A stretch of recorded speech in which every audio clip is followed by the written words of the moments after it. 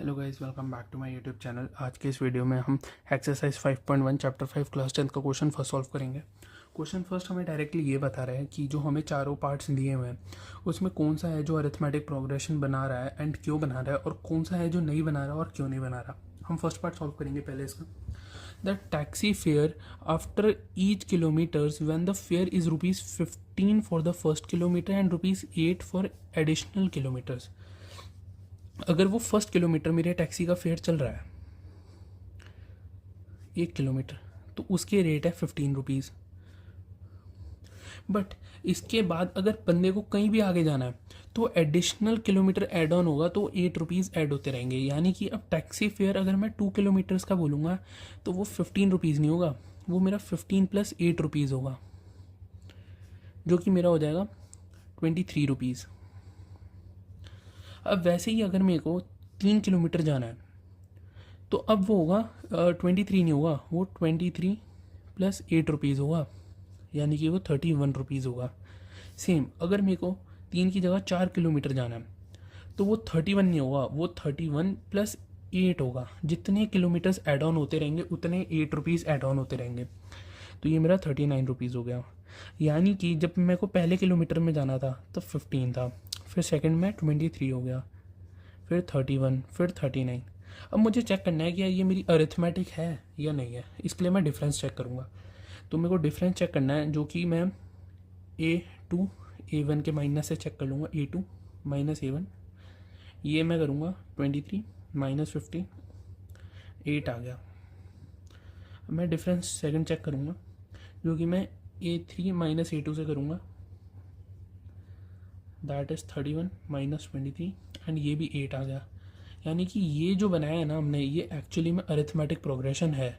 तो यानी कि फर्स्ट पार्ट का जो आंसर होगा वो होगा AP एग्जिस्ट, एंड यहीं पे हमारा फर्स्ट पार्ट सॉल्व होता है। अब हम इसका सेकंड पार्ट सॉल्व करेंगे। तो सेकंड पार्ट ये कह रहा है, the amount of air present in a cylinder when a vacuum pump removes 1/4 of the air remaining in the cylinder at a time. देखो, अगर मैं इजी भाषा में बोलूँ तो मुझे सिर्फ इतना समझ जाना चाहिए कि अगर मेरी 100% गैस फिल्ड अप है तो उस 100% में एट अ टाइम 25% जो है वो निकल जाएगी एंड 75% रह जाएगी। फिर उसके बाद उस 75% का भी 25% जो है वो निकल जाएगी एंड 75% रह जाएगी। फिर इस बचे हुए 75% का भी 25% निकल जाएगी एंड 75% रह जाएगी, और ऐसा ही चलता रहेगा चलता रहेगा चलता रहेगा। ठीक है। अगर मैं मान लूँ पहले मेरी जो गैस थी वो V थी, ठीक है, तो अगली जो मेरी होगी ना वो मेरी 3V/4 होगी। अब ये 3V/4 कैसे आया, ये 75% हो गया। यानी कि अगर मेरा 100 जो है वो मेरा प्रॉपर V है, तो मेरा जो 25% होगा वो मेरा 1/4 पार्ट हो गया, V का 1/4 पार्ट। तो वैसे ही जो 75% बचा वो 3/4 पार्ट हो गया V का। ठीक है, तो ये मेरा V हो गया, ये मेरा 3V/4 हो गया। अब इसके बाद जब थर्ड टाइम गैस निकलेगी तो वो निकलेगी 3V/4 का स्क्वायर, इसके स्क्वायर में ये निकलेगी। फिर जब और नेक्स्ट टाइम निकलेगी तो 3V/4 का क्यूब, इसके अंदर से निकली फिर इसके अंदर से निकली, तो ये चलती रहेगी चलती रहेगी। अब मुझे चेक करना है कि ये मेरी अरिथमेटिक बन रही है या नहीं बन रही। मेरी अब इक्वेशन दिखेगी V 3V/4, ये स्क्वायर में होगा पूरा का पूरा, तो ये हो जाएगा 9V²/16। ये होगा मेरा 27V³/64। अब मुझे ना D चेक करना है, तो मेरा D आएगा 3V/4 - V, जिसे मैं करूँगा 3V - 4V, तो ये मेरा -V/4 हो गया।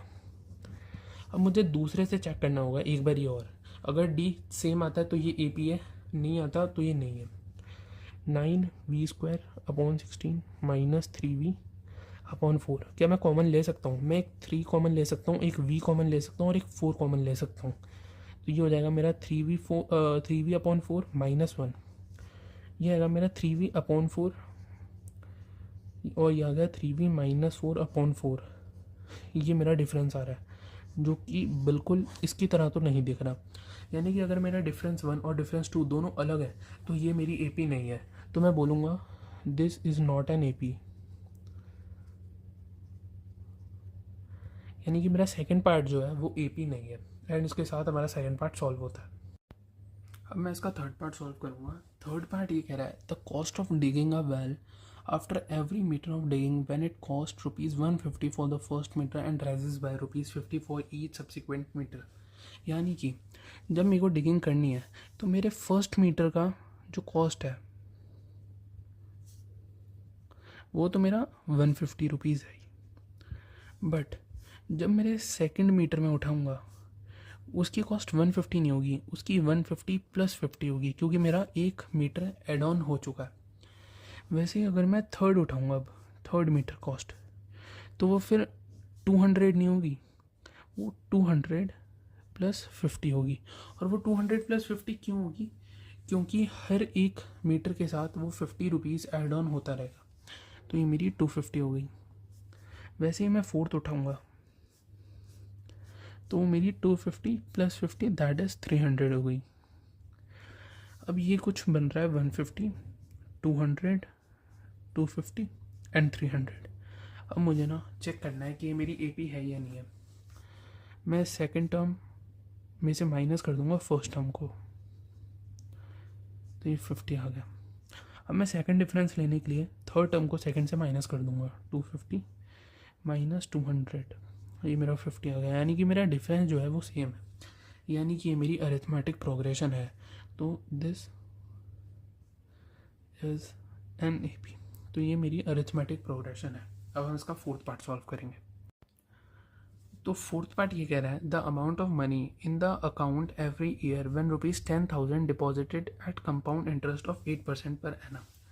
यानी कि सबसे पहले मैं ये अज्यूम कर लेता हूँ कि मेरे जो रुपीज़ हैं वो P है और उसे मैं डिपॉजिट करा रहा हूँ R% पे। तो ₹P is deposited at R%, यानी कि R% पे मैंने उन्हें डिपॉजिट करा।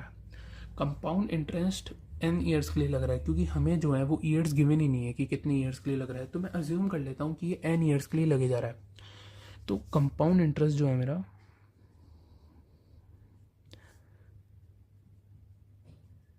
पर एनम हर साल के लिए वो n ईयर्स के लिए लग रहा है, यानी कि हर साल लगता रहेगा और मुझे साल गिवन नहीं है तो मैं उसे n ईयर्स मान लेता हूँ। The amount of money will be, अब मेरे पैसे होंगे कितने मुझे ये पता करना है।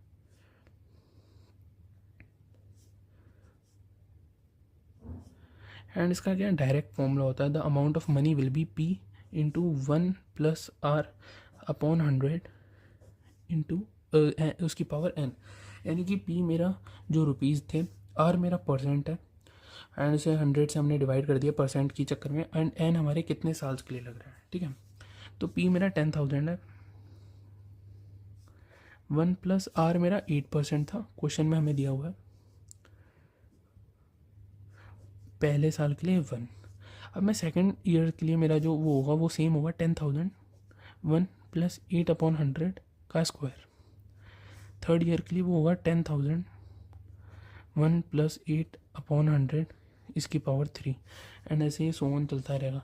अब मुझे समझ आ रहा है कि ना इसकी पावर 1 है, इसकी पावर 2 है, इसकी पावर 3 है, तो हर केस में डिफरेंस मेरा अलग अलग आएगा। तो डिफरेंस अलग अलग आएगा तो फॉर श्योर है ये अरिथमेटिक हो ही नहीं सकती, तो this is not an AP। And इसके साथ हमारा ये क्वेश्चन सॉल्व होता है। अब हम नेक्स्ट क्वेश्चन सॉल्व करेंगे नेक्स्ट वीडियो में। Thank you.